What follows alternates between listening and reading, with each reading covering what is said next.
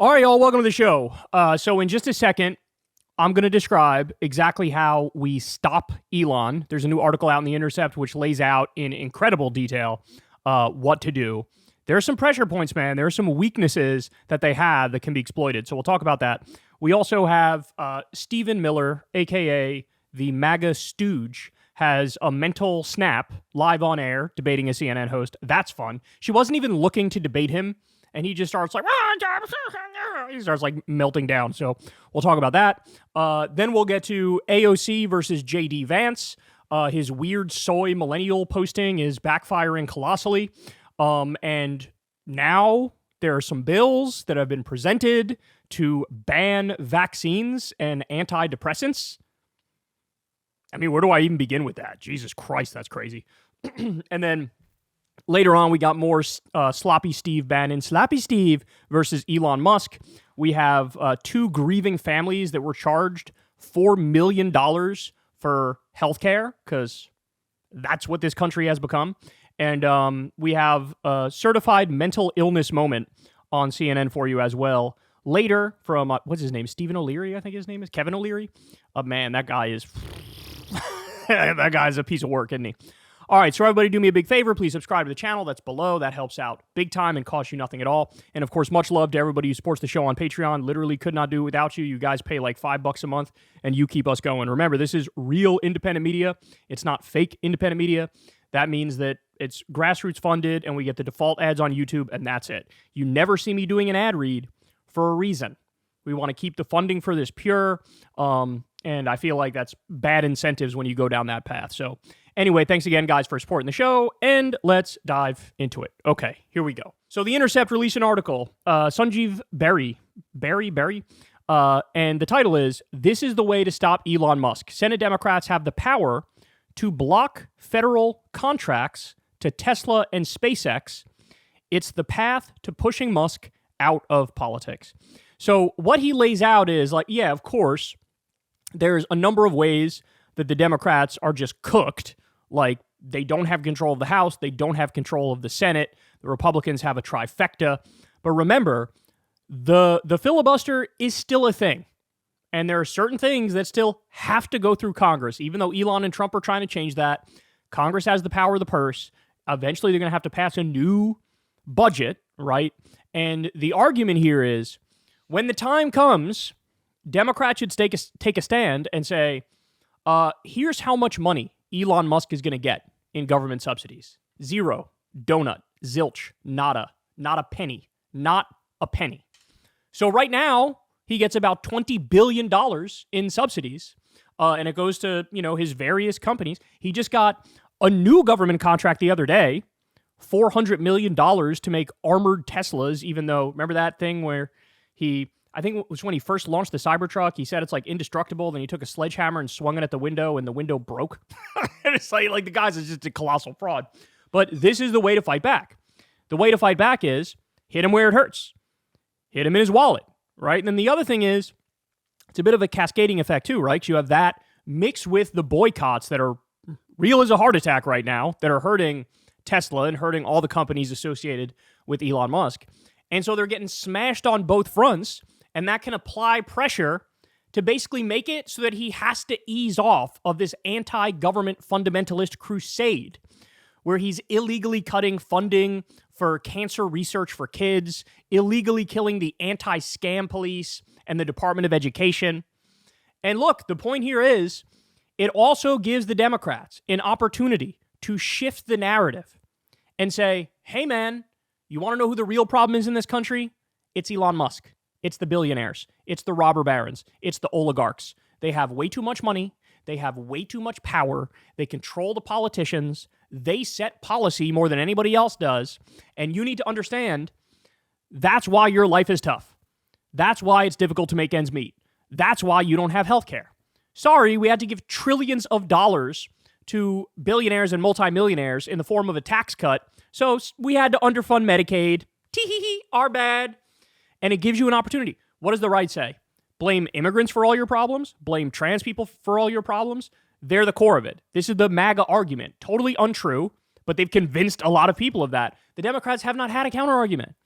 And the counter argument, it could not be more obvious. The counter argument is, look at the income and wealth inequality numbers. Look at how much power these people have. You have 3 people with more wealth than the bottom 50% of the country combined, and you think there are no downsides to that? No, we're witnessing the downsides right now. And so, to give you some more specifics on it, they say, quote, a walking conflict of interest, Elon Musk is. He takes $20 billion in government subsidies. Over and over again, he's involved in governmental actions that directly and substantially impact his own financial well-being. Did you know he just waltzed into NASA and they started laying off people in NASA, mass laying off people in NASA? Well, NASA is literally a direct competitor to SpaceX. And Elon said in the White House the other day, oh, if there's any conflict of interest, I'll recuse myself. And Trump was like, oh yeah, if there's a conflict of interest, we won't let him act in those ways. Meanwhile, laying off people at NASA, gee, I wonder if he's trying to get another massive, gargantuan contract for SpaceX to fill the void that's left by laying off people at NASA. Guys, this is a con. It's a massive scam we're witnessing right in front of our eyes. And by the way, they're going to do a worse job, and they're going to make you pay more tax money. That's how that works. Give me a bigger subsidy and I'll do a worse job. This is the crisis of mass privatization and neoliberalism. This is what it is. So they say, again, Elon Musk is a walking conflict of interest. Federal law forbids any executive branch employee from participating personally and substantially in matters that will affect his own financial interests. Mother Jones, all 7 of Elon Musk's companies, which include X, XAI, Neuralink, Starlink, and the Boring Company, in addition to Tesla and SpaceX, have netted a combined $20 billion in U.S. government contracts and subsidies, according to the Financial Times. So the other thing is, you could flip their logic on them when it comes to cutting off the subsidies. You say to him, well, hold on, wait, I thought you were Mr. Anarcho-capitalism, Mr. Sink or Swim, pull yourself up by your bootstraps. You got to make it in the free market, bro. Okay, well, if that's what you are, not only are we not giving you any more subsidies, you need to pay it back with interest.